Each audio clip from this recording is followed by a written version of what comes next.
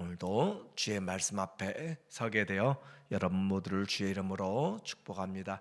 하나님 말씀 다니엘서 3장 17절 18절 말씀입니다. 왕이여, 우리가 섬기는 하나님이 계시다면 우리를 맹렬히 타는 풀무불 가운데서 능히 건져내시겠고 왕의 손에서도 건져내시리이다. 그렇게 하지 아니하실지라도 왕이여, 우리가 왕의 신들을 섬기지도 아니하고 왕이 세우신 금신상에게 절하지도 아니할 줄을 아옵소서. 아멘. 오늘은 고난과 영광이란 주제로 말씀을 같이 나누도록 하겠습니다.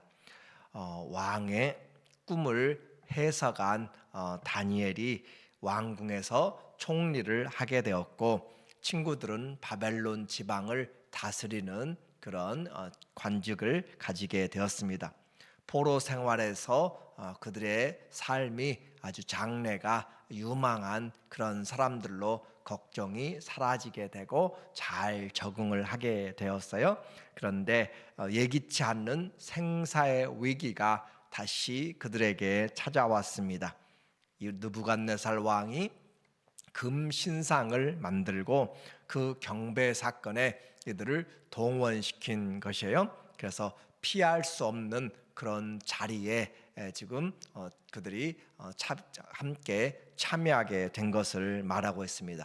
금신상을 만들었다라고 하는 거죠. 1절에 보니까 금신상을 말하기를 느부갓네살 왕이 금으로 신상을 만들었으니 높이는 60규빗이요 너비는 6규빗이라 그것을 바벨론 지방의 두라 평지에 세웠더라라고 그렇게 말합니다.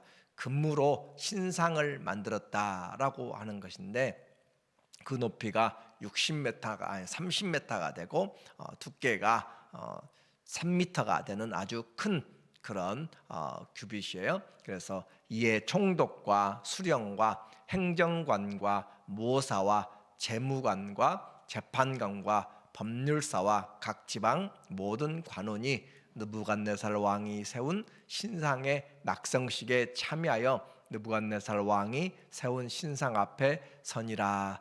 이때를 70인역 곧 히브리어를 헬라어로 번역한 성경에 보면은 느부갓네살 왕이 다스린 지 18년이다라고 그렇게 하는 내용을 보게 돼요.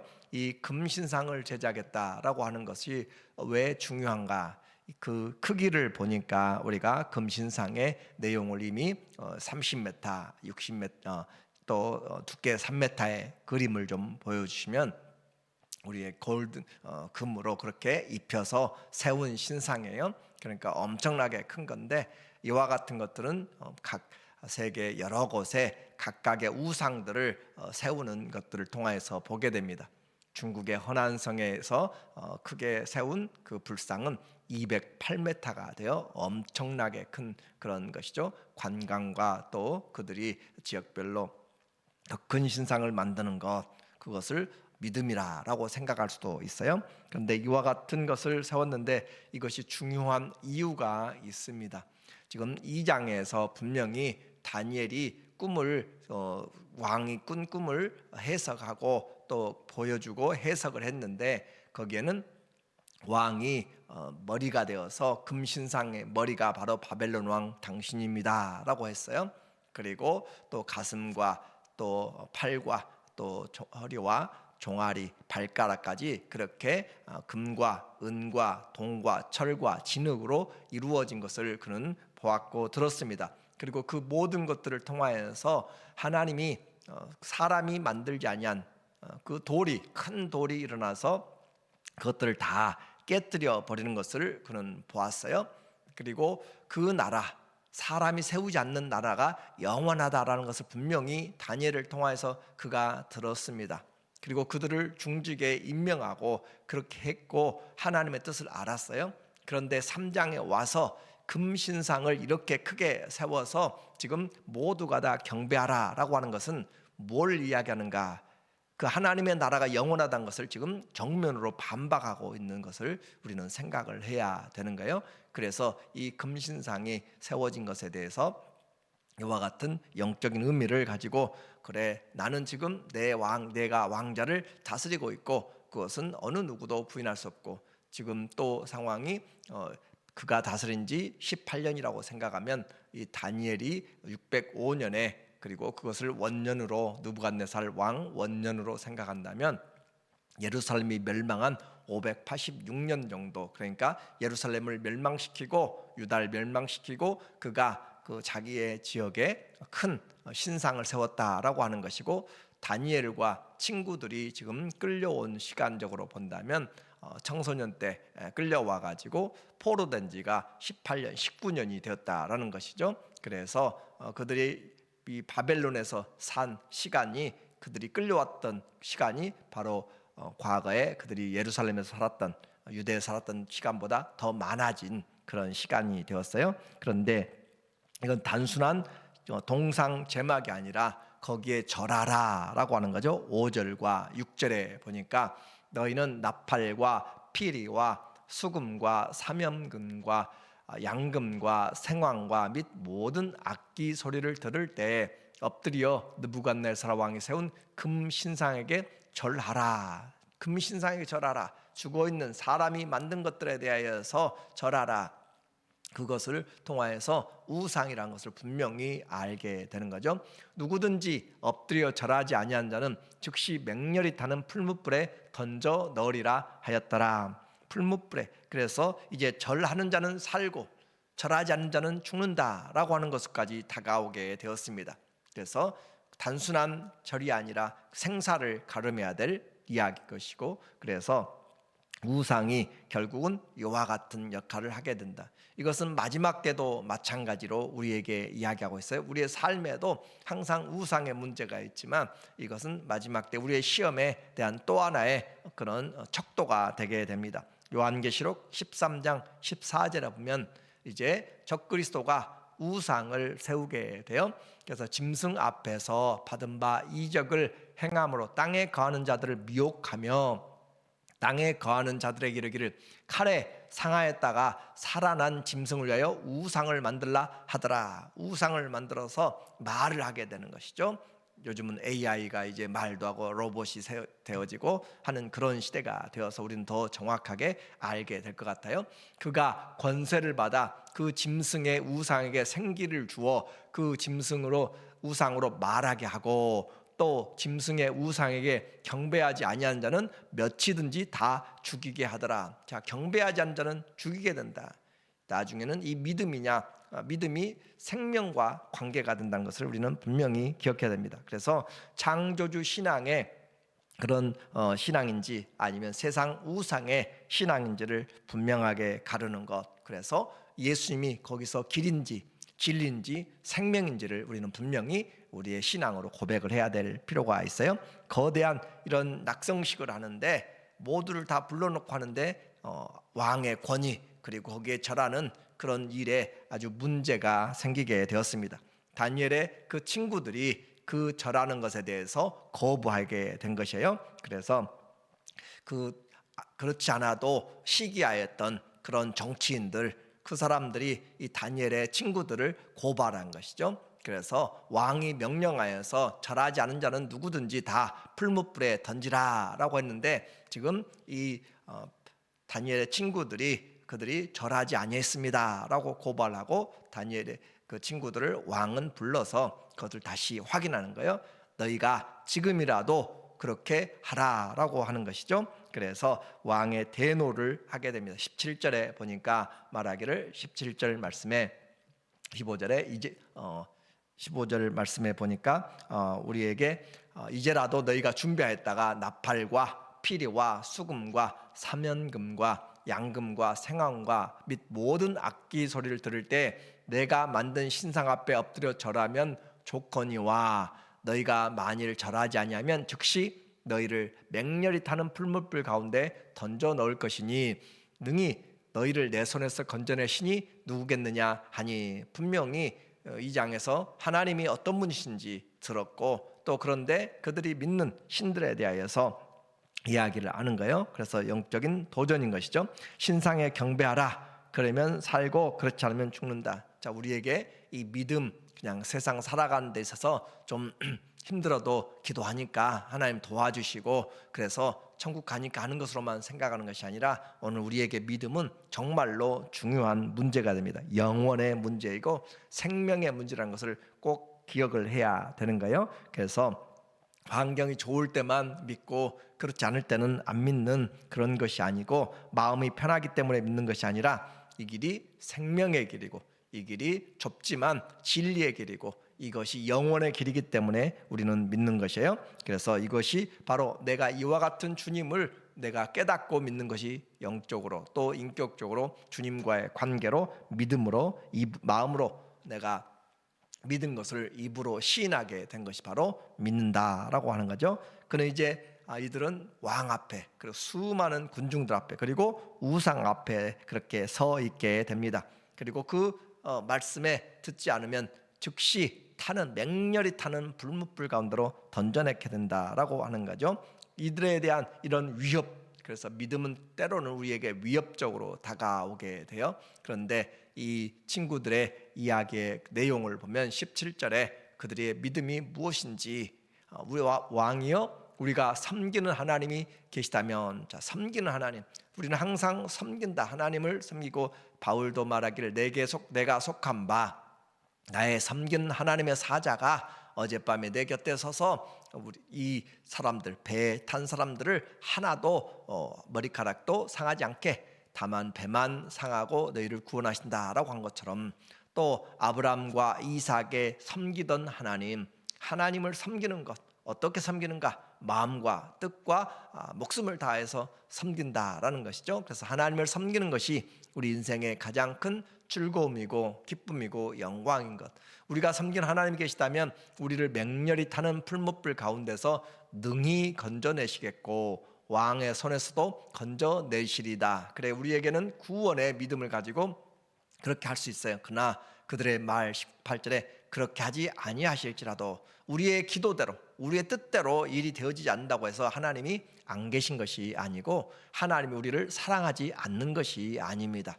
우리는 내 뜻대로 되어야만 하나님이 사랑의 하나님이고 은혜의 하나님으로 생각하는데 그렇지 않아요. 하나님은 우리보다 전체를 아시고 하나님의 선을 이루기 위해서 행하시는 하나님이기 때문에 내 마음대로 조종할 수 있는 분이 아닌 거예요. 오히려 하나님의 뜻에 내가 들어가는 것이, 그것이 지혜로운 것이고 은혜가 되는 것이죠. 그리 아니하실지라도, 왕이 우리가 왕의 신들을 섬기지도 아니하고 왕이 세우신 금 신상에게 절하지도 아니할 줄 아옵소서. 이들은 이미 죽어진 것이죠. 경배하지 않으면 풀무불에 던져서 죽는다라고 분명히 엄포가 되었고 선언이 되었어요. 그런데도 불구하고 우리는 그렇게 왕 앞에서 이들을 섬기지 않겠고 또 절하지도 않겠다. 이미 그들은 십자가의 그 죽음을 본 것처럼 이미 그들은 여기서 죽어진 것이에요. 그래서 왕에 대한 배은망덕이 아니라 하나님 앞에서 지금 생명의, 그리고 영혼에 대한 본질의 문제입니다. 인생의 문제입니다. 그래서 죽고 사는 것보다 더 중요한 것, 그것이 바로 믿음의 문제다라고 하는 거예요. 죽고 사는 것보다 더 중요한 문제가 바로 우리의 믿음의 문제다. 하나님에 대한 것이다. 내가 믿는 믿음의 깊이를 한번 생각해 보아야 돼. 내 믿음은 어떤 상황에서 흔들리는가? 어떤 상황이면 나는 어떻게 믿음의 결단을 할 것인가 라고 하는 것이죠. 그래서 그리 아니하실지라도 믿습니다. 그리 아니하실지라도, 그럼에도 불구하고 믿습니다. 그런데 이 시대에 이런 믿음을 가진 사람이 얼마나 있겠는가라고 하는 것이죠. 그렇게 아니할지라도, 오늘 우리에게도 그렇게 아니할지라도, 내 뜻대로 되지 않을지라도 나는 하나님에 대한 변함없는 사랑과 또 생명이나 사망이나 또 기쁨이나 높음이나 천사들이나 권세자들이나 현재일이나 장래일이나 또 다른 아무 피조물이라도 우리를 그리스도 예수 안에 있는 하나님의 사랑에서 끊을 수 없다라고 하는 그런 절대적인, 그런 분명한 하나님에 대한 신앙, 그것이 우리에게 그리 아니하실지라도, 우리 신앙은 좋을 때만이 아니라 힘들고 어려울 때도, 그래서 전후 신앙이라 그런 표현을 쓰잖아요. 비가 올 때나 오지 않을 때나 어떤 상황이든지 좋을 때나 나쁠 때나 기쁠 때나 슬플 때나 어떤 상황에서도 하나님이 우리의 인생의 주가 되시는 것. 그런데 이와 같은 고백을 한 것으로 끝나지 않고 왕은 아주 대노해서 평일보다 7배나 그것은 가장 뜨겁게 만들어낸 것이죠. 그렇게 해서 불 속에 던졌습니다. 22절에 보니까 왕의 명령이 엄하고 풀무불이 심히 뜨거움으로 불꽃이 사드락과 메삭과 아벳느고를 붙든 사람들을 태워 죽였고, 이렇게 던져 넣은데 불꽃이 튀어나오면서 그렇게 죽었다라고 하는 거죠. 그래서 이와 같이 그 아주 누구도 그 불꽃이 튀어나오면서 죽었는데 그 안에 들어간 사람들은 산다는 것은 불가능한 것이에요. 이 세 사람 메드락과 메삭과 아벳느고는 결박된 채 맹렬히 타는 풀무불 가운데 떨어졌더라. 그래서 보통 이런 풀무불을 가장 강하게 하면은 1000도 정도 그렇게 이야기를 해요. 당시의 기술 수준으로. 이와 같은 상황에 던져졌는데 우리에게 말하는 것이죠. 진정한 믿음은, 정금 같은 믿음은 고난을 통과하였을 때 나타나는 것이에요. 내 믿음이 진짜인지 가짜인지는 시험을 극복해내고 이겨냈을 때 진짜인지 프로브가 되는 것이에요. 그러므로 고난 없는 믿음들, 그것은 언제 무너질지 알지 못합니다. 시련과 인내가 없는 믿음은 언제 무너질지 장담할 수 없어요. 그래서 견고하게 어떤 비바람에도 어떤 풍파에도 이겨내면서 끝까지 하나님과 관계하는 것, 그것이 중요한 거죠. 이와 같은 그 신앙이 왜 중요하다고 그랬어요? 그들이 이미 이민 온 시간이 곧 바벨론 사람으로 바벨론 지역에서 살아간 것이 자기들이 살아왔던 시간보다 더 많아진 시점이에요. 그래서 그 느부갓네살 왕 18년이라는 그런 내용들을 통하여 볼 때 이제는 거의 바벨론에서 그들의 삶이 잘 정착하고 잘 살아가고 있는, 그리고 누가 봐도 바벨론의 문화에 익숙해진 그러나 오직 신앙만은 하나님을 끝까지 유지하고 있는 그런 상황에서 그들은 하나님을 붙잡았고 여기 안정된 것보다 하나님을 더 분명하게 보았습니다. 그럴 때 하나님의 그렇게 던져 놓는데 그곳에 보니까 하나님의 구원의 역사가 있어요. 25절에 보면 25절 말씀에 우리에게 말하기를 오늘 본문의 3장 25절의 말씀에 보면은 왕이 또 말하여 이르되 내가 보니 결박되지 아니한 네 사람이 불 가운데로 다니는데 상하지도 아니하였고 넷째 모양은 신들의 아들과 같도다라고 하면서 세 명을 분명히 집어넣는데 또 한 명이 그렇게 보인다라고 하는 것이죠. 그래서 한 명이 더 있어서 왕이 이 사람들이 어떻게 죽지도 않고 한 명이 더 있는가, 신들의 아들이 지금 함께 있다라고 그렇게 생각하고 이 신하들을 불러서 나오라라고 그렇게 했더니 그들이 나왔습니다. 27절 말씀에 보면 오늘 나온 그들의 모습을 보면은 17절에 총독과 지사 또 행정관과 왕의 모사들이 모여 이 사람들을 본즉 불이 능히 그들의 몸을 해하지도 못하였고 머리털도 걸리지 아니하였고 겉옷빛도 변하지 아니하였고 불탄 냄새도 없었더라라고 그렇게 함으로써 그들에게 불탄 냄새도 없고 탄 냄새도 없다, 아무것도 걸리지 않았다, 머리털 하나도 상하지 않았다라고 그렇게 이야기를 하고 그들에게 구원의 은혜, 하나님의 능력을 오늘 우리에게 보여주고 있습니다. 그들은 이미 그 신앙을 고백할 때 풀무불에 들어가게 된다라고 하는 것이죠. 절하지 않으면 들어가게 된다. 그때 이미 그들은 죽었어요. 예수님이 골고다 십자가에 가시기 전에 겟세마네 동산에서 땀이 떨어지는 핏방울같이 되더라라고 할 때 이미 십자가를 그 짐을 진 것이고 그 고난의 잔을 마신 것처럼 이들도 이미 죽은 자들이고, 그리고 들어가서 나온 것은 죽었다가 다시 살아난 것과 같은 부활의 그런 은혜를 지금 우리에게 말하고 있는 것이죠. 이렇게 해서 순교한 삶, 고난이 없는 영광은 없습니다. 하나님께 이렇게 했더니 하나님이 그들을 살려주었다. 히브리서 11장에도 어떤 자들은 불 가운데서 살아나심을 얻었고 불 가운데서 살아나심을 얻었다. 하나님 앞에 그렇게 충성되면 때로는 하나님이 그리 아니하실 때도 있지만 또 또 하나님의 은혜를 베풀어서 구원의 은혜를 베풀어 주시는 하나님의 놀라운 은혜가 있습니다. 그래서 하나님께 충성하면 다 또 망한다고만 생각할 필요가 없습니다. 하나님은 세상의 주관자시고 가장 중요한 일들을 하나님의 계획에 맞게 행하시기 때문에 또 우리를 선한 도구로 사용하시기 때문에 그래요. 그들의 믿음을 보고 그들의 하나님의 은혜와 능력을 보고 이 느부갓네살 왕이 결정하면서 내린 조서들을 보면은 명령이 29절부터 우리에게 나타나는데, 그러므로 내가 이제 조서를 내리노니 각 백성과 각 나라와 각 언어를 말하는 자가 모두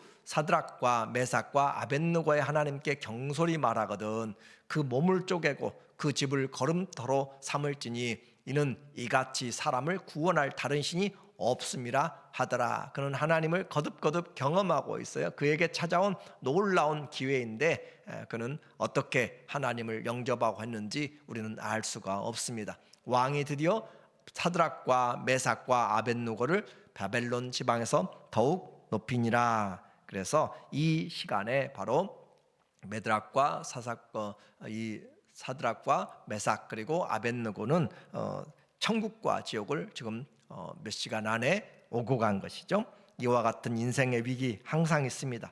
우리의 믿음은 충성돼야 되고 충성은 끝까지 돼야 됩니다. 살아도 주를 위해 살고 죽어도 주를 위해 죽는다는 것이죠. 그래서 믿음의 이런 고백들, 우리는 주님에게서 시선을 떼면 언제나 넘어질 수 있습니다. 베드로가 주님을 바라볼 때 걸어갈 수 있었지만, 말씀 의지하고 걸어갔지만 파도를 바라보니까 무너져 내리고 하는 것처럼 우리는 고난 중에도 그리스도를 바라봐야 되고 우리 인생의 선장이 그리스도인 것을 우리는 바라볼 때 흔들리지 않습니다.